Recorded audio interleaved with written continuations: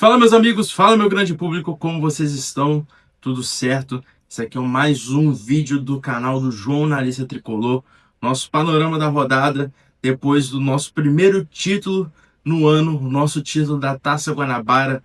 Nós ganhamos de 1-0 do Maricá e com isso foi concretizado nosso primeiro título. Enfim, eu sou campeão e vocês são campeões? Eu com certeza vocês são campeões também. Então, vamos acompanhar tudo que aconteceu nessa rodada, ter esse panorama todo da rodada, os times que vão para o mata-mata, os times que vão jogar o quadrangular de rebaixamento, e vou explicar tudo para vocês aqui. Antes disso, depois da vinheta, a gente começa a conversar mais, beleza? Solta a vinheta.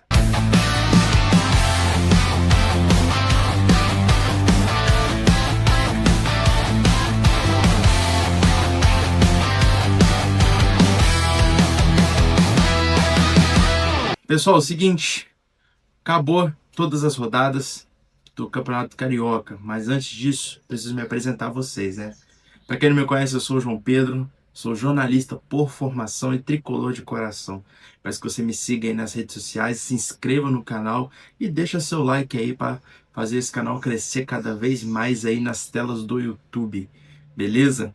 Enfim, o intuito desse canal aqui é falar sobre o Fluminense, é o clube que eu amo, é o clube da minha vida e é o clube que eu tenho maior prazer de falar de tudo que eu posso na minha vida. Enfim, vamos falar sobre esse Campeonato Carioca. Todas as rodadas já terminaram, já foram definidos os mata-matas, já foram definidos, só não foram definidos ainda as datas e os horários, mas os jogos já estão certos, já estão definidos. Provavelmente os horários já devem ser definidos por volta da tarde de hoje e para planejamento das equipes, né?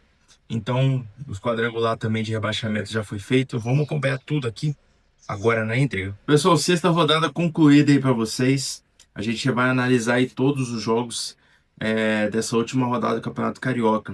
Como vocês podem ver aqui, nos jogos de sábado, tivemos 4 jogos às 9 horas da noite no sábado. Volta Redonda e Madureira jogaram e ficou no empate em 1-1. Flamengo e Sampaio Corrêa. O Flamengo decretou uma goleada incrível em cima do Sampaio Corrêa por 7-1. Bangu e Boa Vista ficaram no 1-1. Os dois times já estavam classificados e fizeram um empate ali protocolar. E Portuguesa e Nova Iguaçu. A Portuguesa perdeu nesse jogo. E aqui Vasco e Botafogo. Vasco ganhou esse jogo por 2-0. E o Fluminense fez a última partida deste domingo, na última rodada do Campeonato Carioca, ganhou de 1-0 do Maricá. Pessoal, essa foi a sexta rodada, terminou desse jeito. Precisa citar uma situação bem esquisita, bem bate de confronto aí, porque o Nova Iguaçu, desde que o Nova Iguaçu começou bem. Vamos acompanhar aqui toda a trajetória do Nova Iguaçu. Vocês podem ver, o Nova Iguaçu ele começou bem o Campeonato Carioca. Começou ganhando de 3-1 do Sampaio Corrêa. Na segunda rodada ficou no empate de 0-0 com o Vasco. Um jogo que foi o Nova Iguaçu conseguiu se impor bem no jogo. Parecia que o Nova Iguaçu seria um time que conseguiria jogar. É um time que daria um pouco de trabalho para os times aí grandes, né, do campeonato. Depois o Nova Iguaçu enfrentou o Fluminense, aquele time titular. O Nova Iguaçu perdeu do Fluminense. Um jogo que o Nova Iguaçu começou ganhando, depois teve uma virada do Fluminense nesse jogo. Depois, gente, a gente vai acompanhar aqui o Nova Iguaçu empatando com o Volta Redonda. Um jogo que o Volta Redonda abriu 2-0, depois o Nova Iguaçu empatou o jogo. Quinta rodada, o Nova Iguaçu perdendo para o Bangu. E depois, o Nova Iguaçu tinha um único papel, era o simples papel do Nova Iguaçu. É só ganhar da Portuguesa que eliminava o Flamengo. O Flamengo não tinha chance de jogar o mata-mata do Carioca. Porém, o Nova Iguaçu deu esse jogo da Portuguesa e foi pro quadrangular de rebaixamento. Não sei se você tem um jogo sujo da mídia para colocar o Flamengo dentro desse panorama, né? Para colocar o Flamengo dentro do mata-mata. Ia ser muito ruim não ter o Flamengo dentro do mata-mata, mas Muito incrível o que aconteceu com o Nova Iguaçu, porque foi o único time que era um time cotado aí para ser um time que bate de frente com os outros times, sempre foi assim no Carioca, com os times grandes. E nessa temporada aí ganhou apenas um jogo, empatou dois e perdeu três direto. Vendo uma sequência incrível, só perdendo, né?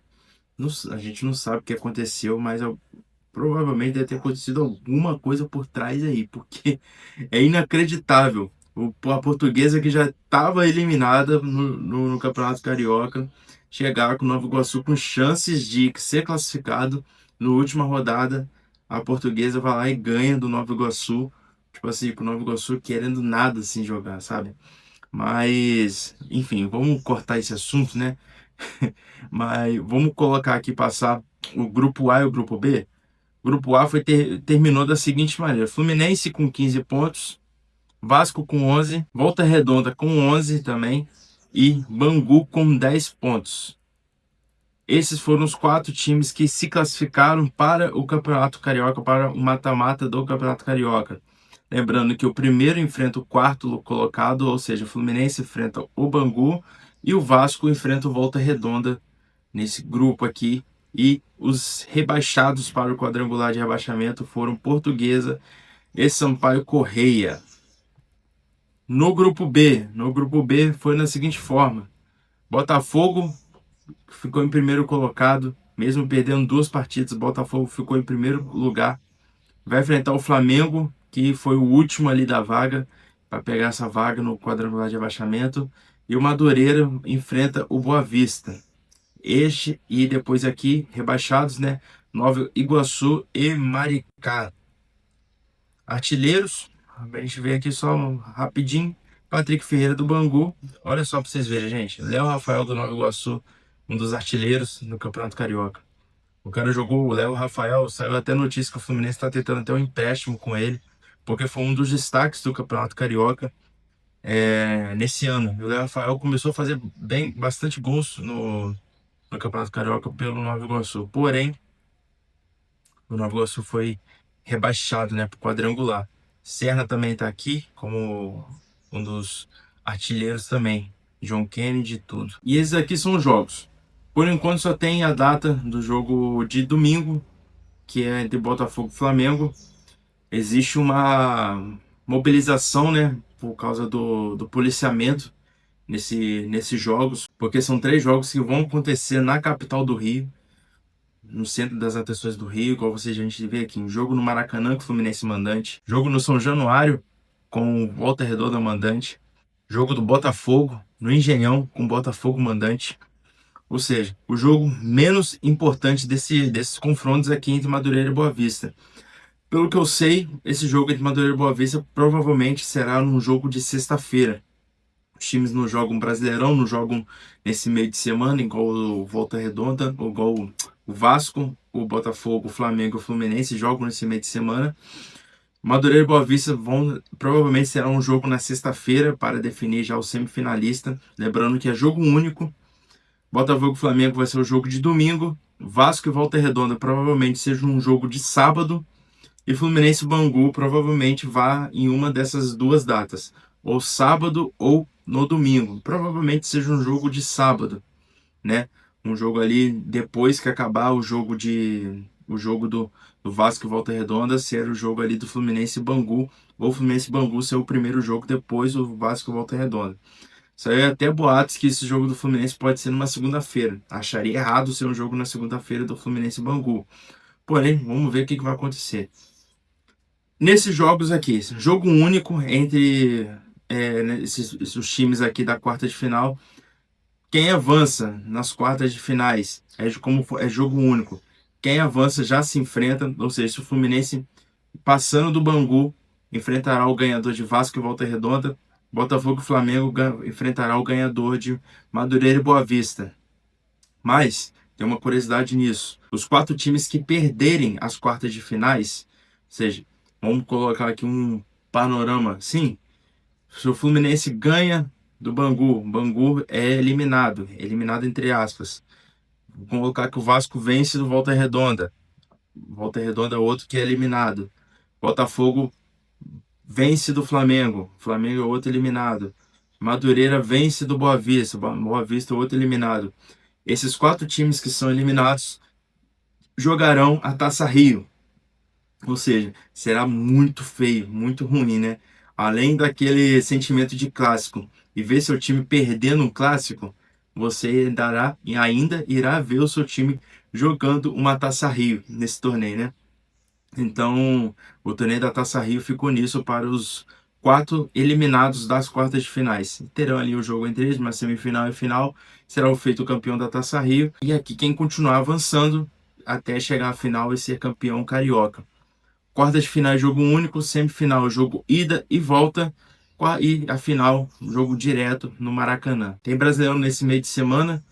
E final de semana já tem esses jogos do mata-mata, beleza? Pessoal, notícia assim rapidinho que eu vou passar para vocês. O Gabriel Fuentes é um dos jogadores que tá perto de sair do Fluminense. Provavelmente a negociação se concretize nesse final de semana já, ou nessa semana toda já se concretize essa negociação do Gabriel Fuentes. Vai jogar lá no América do México, um futebol bem legal, de bastante visibilidade para o Gabriel Fuentes.